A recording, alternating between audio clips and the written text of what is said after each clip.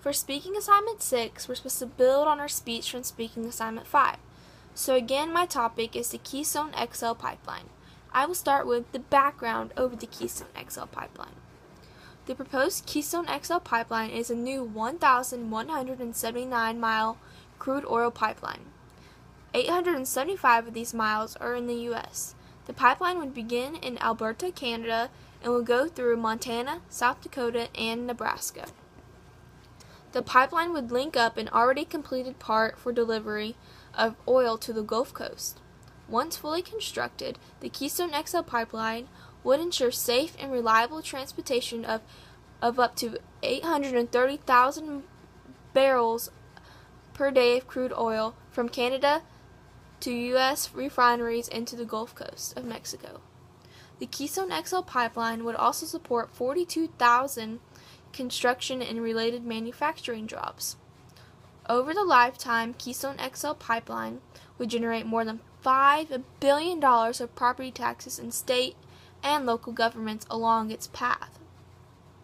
Because the Keystone XL pipeline crosses the U.S.-Canada border, it is required to secure a presidential permit based on the determination that the project is in the nation's best interest.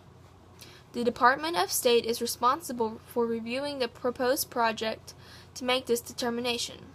One key part of this analysis is to conduct an environmental assessment under NEPA.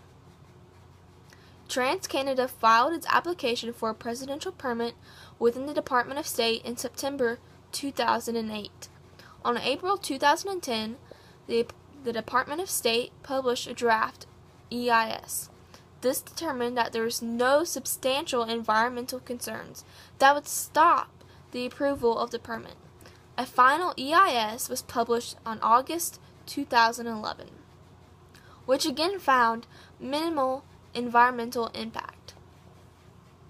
On November 2011, more than 3 years after 3 years of review, the Department of State announced that it would conduct a further environmental review based on the change of a portion of the pipeline in Nebraska. A final decision would not be made before the first few months of 2013. This is nearly 5 years after the application was filed. Compared to Canada, Canada approved its portion of the project in March 2010, less than 2 years after the application was filed there. In December 2011, Congress passed and the President signed into law legislation that required the President no later than 60 days after enactment to issue a permit for the Keystone XL pipeline. Unless the Keystone XL pipeline the President determines that the Keystone XL pipeline would not serve the nation's best interest. In January 2012, the administration announced that it would not find the Keystone XL pipeline application in the nation's best interest, which that is a shame because this has a great opportunity. It comes with many economic benefits. Here's the potential impact of the regulation. The Keystone XL pipeline would ensure a safe and reliable supply of Canadian crude oil to the U.S. refineries in the Gulf of Mexico. This is critical to ensuring U.S. energy security. Currently, only refineries in the Midwest and Rocky Mountains rely heavily on Canadian crude oil. The United States should resist policies that limit any economic supply sources to the amount of energy supply and security and our global economic competitiveness.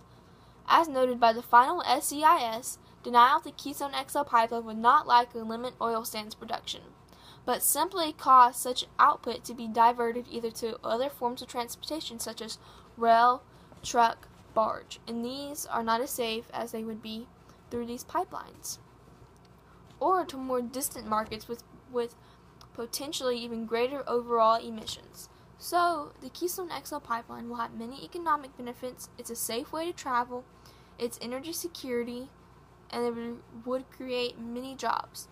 As you can see, the Keystone XL pipeline should be passed because of all of its benefits that it would give to America.